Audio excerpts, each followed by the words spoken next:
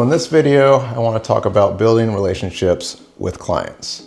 And it really is relationship building. When you're dealing with, like, especially a new client, you got to feel each other out and you got to put things in place so that everybody wins. I work as an illustrator and a graphic recorder. Sometimes I take on photography gigs too. I do more of that for my day job, but let's focus on the entrepreneurial part of it. Like if you have a business, if you are interfacing with clients, whether you're an editorial illustration person or if you're doing any kind of art form really. But for me, it's like an illustration lens, editorial illustration, graphic recording. But you can apply some of these things to, you know, different types of things as well, like any type of artistic, creative hustle where you're invoicing clients and you're going from there and, you know, just getting paid for your work. So what's helped me first and foremost is asking a lot of questions, like having Zoom meetings or in-person meetings and finding out what the expectations are from the client, what deliverables are they expecting, and when are they expecting them, and just getting all those questions, as much as you can anyway, just out in the open. And then in terms of payment, I like to have my own contracts created and then just letting the client know, okay, it's 50% deposit up front, the rates agreed on, everybody signs off on the contract. It could be physical contract or an e-contract. I usually do e-contracts because it's easier. Email that out to the client, whoever I'm dealing with. They sign it, I sign it, and then the work starts. One of the things I had happen in the past is I've had some clients try to ask me to sketch out their ideas before they commit to the contract. And that's just some kind of stuff you have to be careful of. You know, if you're putting out any part of your process like that, you run the risk of not getting paid. Like they could take the sketch, they could bring it to another artist. They could take the sketch and not commit to hiring you at all. So all of those steps are part of the process. And those are all steps that you should get paid for. So just putting all that stuff up front and also being mindful of revisions. For me, I offer 3 free revisions, and then after that, it's my hourly rate or half my hourly rate, depending on time and detail.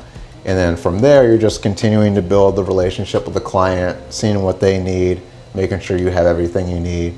I usually do e-payment, but sometimes it's check, and that's just a good way to give the client options. Sometimes you might be dealing with accounts payable, and that's something you have to get ahead on too.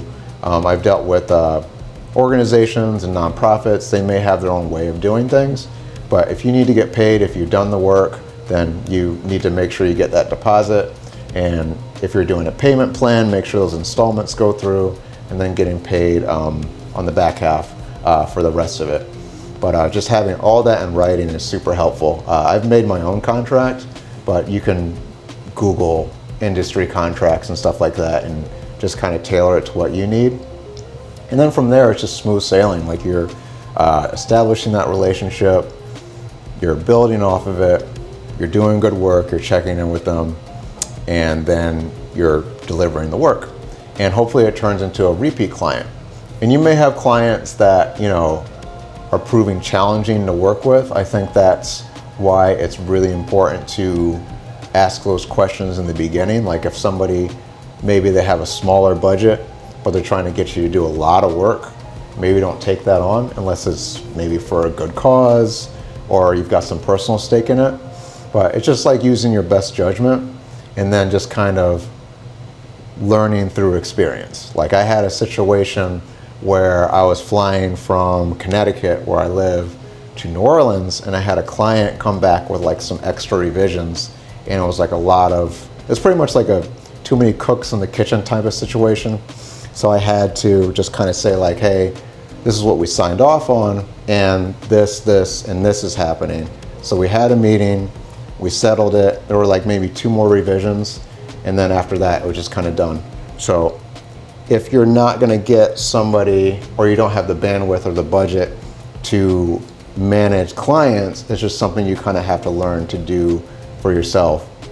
And just set those boundaries. Like once you set those boundaries, everything just kind of falls into place, and you're good to go from there.